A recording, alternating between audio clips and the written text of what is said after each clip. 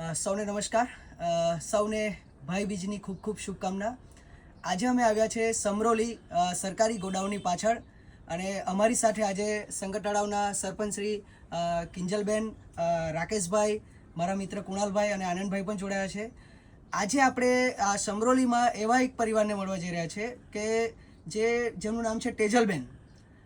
તેજલબેનના હસબન્ડનું અત્યારે જ 6 મહિના પહેલાં કમરત હોવાના કારણે અવસાન થયું છે, અને તમે જોઈ શકો છો કે એમના ઘરની પરિસ્થિતિ કેવી છે. નથી દિવાલ કે કશું કંઈ છે નથી, અને એમને આવા નાના નાના 2 દીકરા છે. એક બાલવાડીમાં જાય છે અને એક પહેલા ધોરણમાં ભણે છે.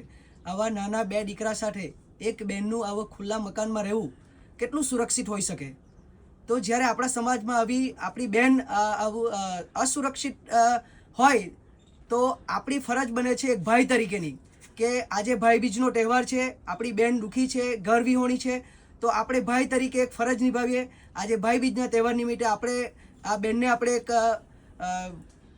વચન આપીએ કે આપણે ઝડપથી એમનું એક સુરક્ષિત આશ્રય એમને તૈયાર કરી આપીએ.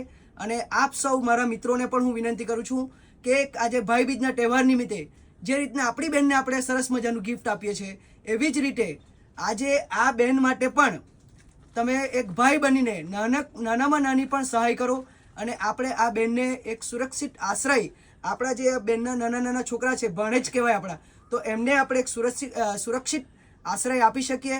દર વખતની જેમ આપ સૌનો પ્રેમ અને સાથ અને સહકાર મળતો રહેશે એવો મને 100% વિશ્વાસ છે. આભાર.